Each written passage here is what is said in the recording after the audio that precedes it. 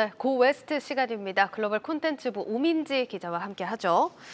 예, 오 기자, 글로벌 시장 이슈가 많더라고요. 오늘 어떤 소식부터 살펴볼까요? 네, 오늘은 일명 피자 나눠 먹기라고도 불리는 주식 분할에 대해서 이야기해 보려고 합니다. 네. 이 국내에서는 액면 분할이라고도 하는데요. 미국 증시에서는 액면가가 없거나 또 무의미한 수준이기 때문에 시장가로 분할합니다.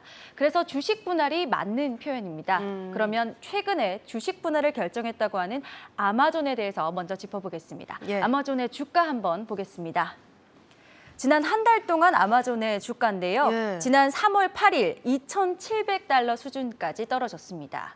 사실 아마존이 작년만 하더라도 최고치 경신 소식만 들려왔었는데 이렇게 많이 떨어진지 몰랐어요. 네, 맞습니다. 이 코로나 이후 언택트주가 주목을 받으면서 네. 아마존의 주가도 많이 상승을 했는데요. 아마존의 1년 동안의 주가 흐름을 한번 보겠는데요. 지난해 7월에 3,731달러까지 오르면서 3,700선을 넘어서기도 했습니다. 네. 그때와 비교하면 지금은 1,000달러나 떨어진 시점인데요. 그래서 아마존이 꺼내든 카드, 바로 주식 분할입니다. 사실 아시다시피 원칙적으로 주식 분할만으로는 주가를 좀 부양하기 어렵습니다. 피자 한 판을 6조각으로 나눠 먹든 8조각으로 나눠 먹든 피자 한 판이라는 사실은 변하지 않기 때문이죠. 예, 그렇습니다. 미국 주식 사례로 사실 이전에 애플 사례가 있기 때문에 경험을 해보신 분들도 있겠지만 이번에 아마존의 주식 분할, 어떤 의미가 있다고 봐야 될까요? 유동성의 측면에서 일단 주식 분할을 했다라고 보시면 되겠습니다. 네. 좀 재미있게 비유를 들어보자면요. 이 투자자들은 뷔페의 고객이고 상장 기업의 주식은 뷔페의 음식이라고 보실 수 있겠습니다. 네. 이 사람들은 먹을 수 있는 양이 정해져 있기 마련인데요. 이때 피자의 조각이 너무 크다면 피자를 선택하기 좀 부담스러울 수 있을 겁니다. 그렇죠. 네, 그래서 쉽게 배가 불러버릴 수 있기 때문인데요. 네. 이 주식도 마찬가지입니다. 투자자마다 주어진 투자 가능 자산이 있는데 이 아마존의 주식이 주당 가격이 너무 비쌀 경우 선뜻 투자하기 꺼려질 수 있다는 겁니다. 그래서 사람들이 좀 더 쉽게 주식을 사고 팔 수 있도록 주당 가격을 낮춰버리는 건데요. 이번에 아마존은 20대 1로 주식을 분할한다, 이렇게 밝혔습니다. 예, 그러니까 아마존 주식 거래를 투자자들이 조금 더 원활하게 하기 위한 장치다, 이렇게 좀 생각을 하시면 좋을 것 같은데 저는 사실 더 놀란 게 자사주 매입이었어요. 그 아마존이 자사주를 매입한다, 이런 네. 소식 저는 못 들어본 것 같거든요. 맞습니다. 이 거래의 유동성은 주식 분할로 높이고요. 아마존은 동시에 자사주를 매입한다, 이렇게 밝혔습니다. 네. 이 보통주 100억 달러, 한화로는 약 12조 원 규모를 어. 매입한다고 밝혔는데요. 네. 시가총액 전체의 0.7% 수준으로 규모가 큰 편은 아닙니다.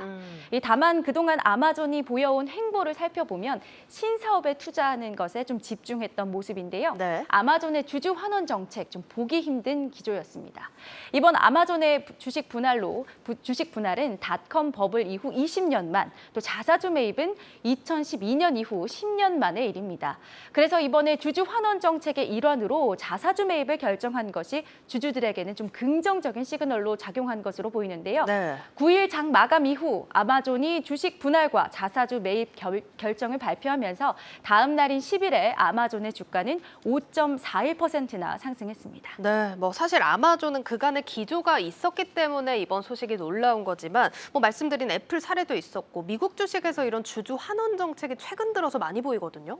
예, 맞습니다. 말씀하신 것처럼 최근에 좀 빅테크 기업을 중심으로 미국 증시에서 주식 분할이 눈에 띄고 있습니다. 2020년으로 돌아가 보면 애플이 그리고 테슬라가 각각 4대1, 5대1로 주식 분할을 결정했습니다. 네. 그리고 2021년 엔비디아가 4대1로, 2022년 올해죠. 올 들어 2월에는 구글과 알파벳, 그리고 3월에 아마존이 20대1로 주식 분할을 결정하게 됐습니다. 이 뱅크 오브 아메리카에 따르면 역사적으로 주식 분할 이후 3개월 동안 주가는 평균적으로 7.8%나 상승했다고 합니다. 그렇군요. 알겠습니다. 자, 그러면 이제 아마존은 일단 주주 친화 정책을 선택했다, 이렇게 발표가 나왔는데 앞선 사례들을 보면 이제 주식 분할 이후에 주가가 올랐다, 이런 설명이 나와 있습니다. 다음 주자 누군지 궁금한데요. 네, 다음 주자로도 우리가 살펴볼 필요가 있겠는데요. 이 뱅크 오브 아메리카가 발표한 전망을 한번 살펴볼 필요가 있겠습니다. 이 부킹홀딩스, 오토존, 치폴레, 테슬라, 블랙록, 오레일리 오토모티브가 좀 후보로 올라 있는데요. 네. 좀 함께 CG를 준비를 해봤는데 함께 보시면서 보겠습니다. 이 부킹홀딩스의 주가는 2,000달러가 넘고요. 다른 기업들 역시 모두 주당 가격이 500달러를 넘는 상황입니다. 따라서 모두 주가가 좀 높은 수준에 있다는 점을 확인하실 수 있는데요. 그러다 보니 역시 주가가 높으면 거래량이 좀 낮아질 수 있다는 점에서 이렇게 기업들이 주식 분할을 할 수 있을 것이다. 이렇게 내다본 겁니다. 혹시 여기서 좀 매력적으로 느껴지시는 주식이 있으신가요? 예, 뭐 테슬라가 가장 눈에 띄는데요. 한번 네. 살펴볼까요? 아무래도 테슬라를 좀 관심 있게 보시는 분들이 많을 것 같습니다. 네. 다만 이 주당 가격이 높다고 해서 무조건 주식 분할이 이루어지는 것은 아니기 때문에 좀 주의하셔야 되는데요. 관련해서 김세환 KB증권 연구원의 리포트가 있습니다. 이 테슬라의 경우 자사주 매입 등 주주 환원을 기대하기는 좀 어렵겠다 이렇게 말을 했습니다. 네. 앞서 살펴본 빅테크 기업들이 주주 환원 정책을 결정했던 이유가 바로 이 성장 둔화였다라는 점 때문인데요. 따라서 아직은 이 테슬라가 주식 분할을 결정하기에는 또 그리고 자사주 매입을 결정하기에는 시기상조다라고 얘기를 했습니다. 이 애플도 2011년에는 아이폰 매출 성장률이 81%를 기록했고요. 이 12년에는 50, 13년에는 13%까지 떨어졌습니다. 이렇게 좀 성장 둔화가 이어지고 나서 자사주 매입을 시작했는데요.